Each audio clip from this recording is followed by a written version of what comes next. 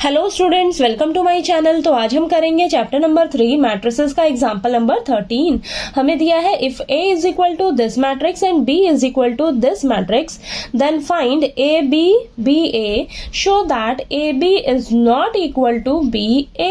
तो example number 13 में हमें A मैट्रिक्स दी हुई है और B मैट्रिक्स दी हुई है और हमें फाइंड आउट करना है AB और BA, यानी कि सबसे पहले हम A मैट्रिक्स का B मैट्रिक्स के साथ प्रोडक्ट निकालेंगे, फिर हम B मैट्रिक्स का A मैट्रिक्स के साथ प्रोडक्ट निकालेंगे। ठीक है, और शो करके दिखाना है कि जो AB का आंसर आएगा और जो BA का आंसर आएगा वो दोनों एक दूसरे के इक्वल नहीं होंगे। ठीक है, तो चलिए करते हैं। सॉल्यूशन में सबसे पहले मैंने यहाँ पर लिख लिया है हमें जो A मैट्रिक्स और B मैट्रिक्स दी हुई है।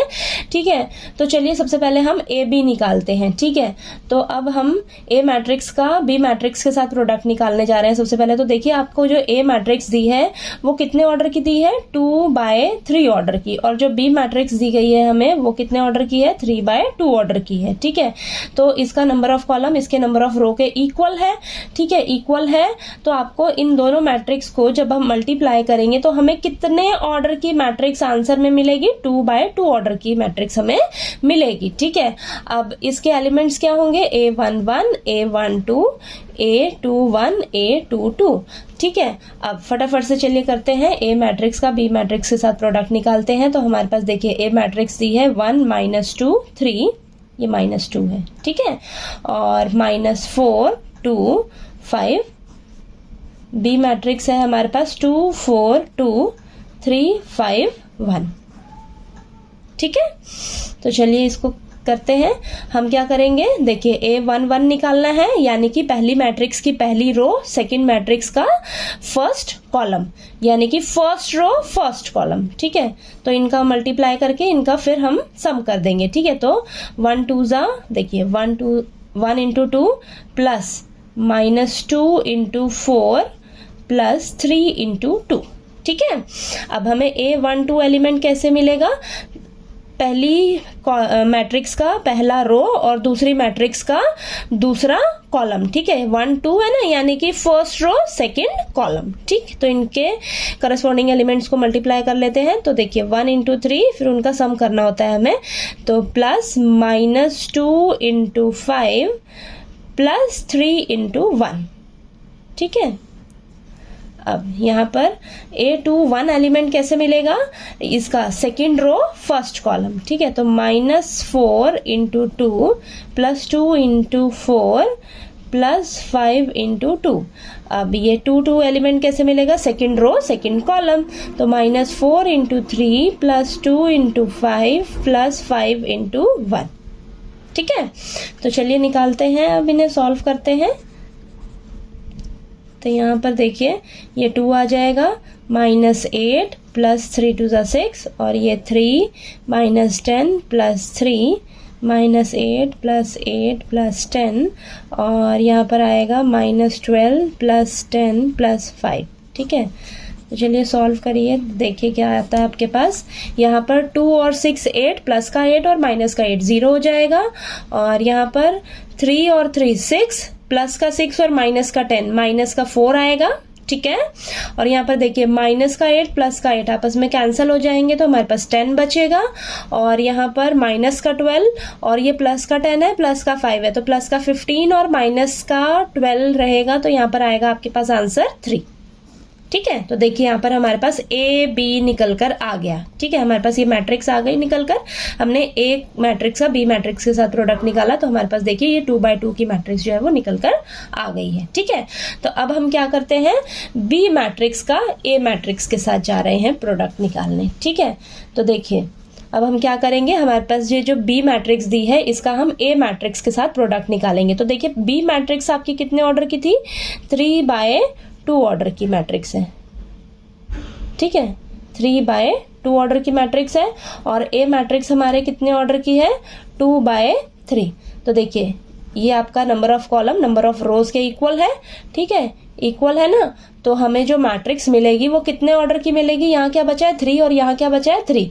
ठीक है, तो यहाँ पर आपको मिलेगी 3/3 ऑर्डर की मैट्रिक्स मिलेगी। तो इसके एलिमेंट्स क्या होंगे, A11 A12 A13 A21, A22, A23, A31, A32 और A33। ठीक है, इस तरीके से अगर आप पहले थोड़ा सा ये कर लोगे ना, थोड़ी सी मेहनत, तो आपका जो कैलकुलेशन में मिस्टेक होने के चांसेस होंगे वो बहुत ही कम हो जाएंगे। ठीक है, गलती नहीं होएगी आपसे, और आपको आइडिया भी लग जाएगा कि हमें जो मैट्रिक्स मिलेगी वो कितने ऑर्डर की मिलेगी। वैसे जैसे जैसे आप क्वेश्चंस की प्रैक्टिस करोगे ना, तो आपको खुद ही आइडिया लगता जाएगा कि आप इन मैट्रिक्स को मल्टीप्लाई करने जा रहे हो तो हमें इतने ऑर्डर की मैट्रिक्स जो है वो आंसर में मिलेगी। ठीक है, तो चलिए देखते हैं, यहाँ पर बी ए मैट्रिक्स को हम मल्टीप्लाई करने जा रहे हैं। तो यहाँ पर हमारे पास बी मैट्रिक्स क्या है, 2 4 2 3 5 1। ठीक है, इसे हम मल्टीप्लाई कर रहे हैं 1 -4 और ये -2 2 3 5। ठीक है, तो ये बी मैट्रिक्स है और ये ए मैट्रिक्स है। ठीक है, तो हम क्या करेंगे, रोज की कॉलम वाइज मल्टीप्लाई करना होता है।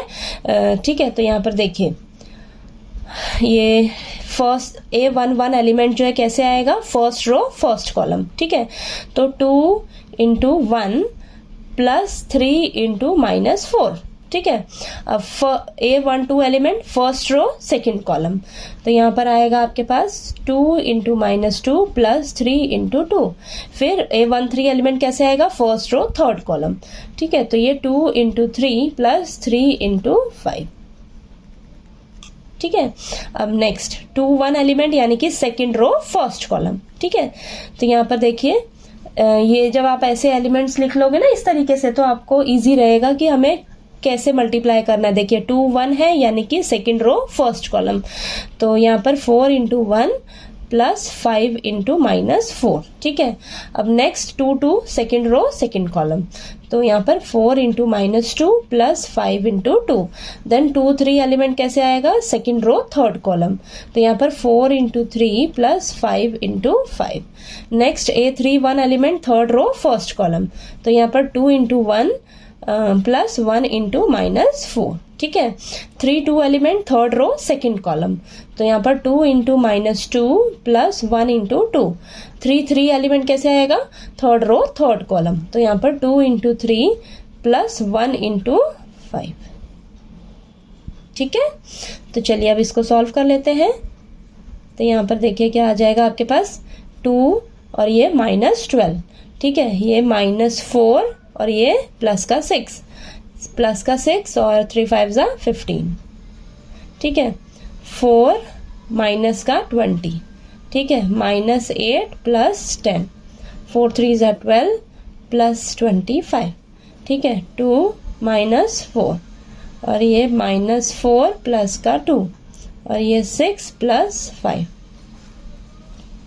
ठीक है, तो चलिए देखते हैं यहाँ पर बी ए हमारे पास क्या निकल कर आ रहा है।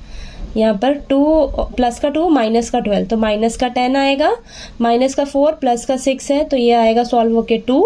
देन + का 6 है, + का 15 है, ये आ जाएगा हमारे पास 21, और + का 4 है, का 20 है, तो ये आएगा -का 16, -का 8 + का 10, तो यहाँ पर 2 आ जाएगा। 12 + का है, + का 25, तो यहाँ पर आएगा आपके पास 37। ठीक है, अब ये + का 2 का 4, तो -2 आएगा, -4 + 2 ये भी -2 आएगा, और 6 + 5 कितना हो जाएगा आपके पास 11।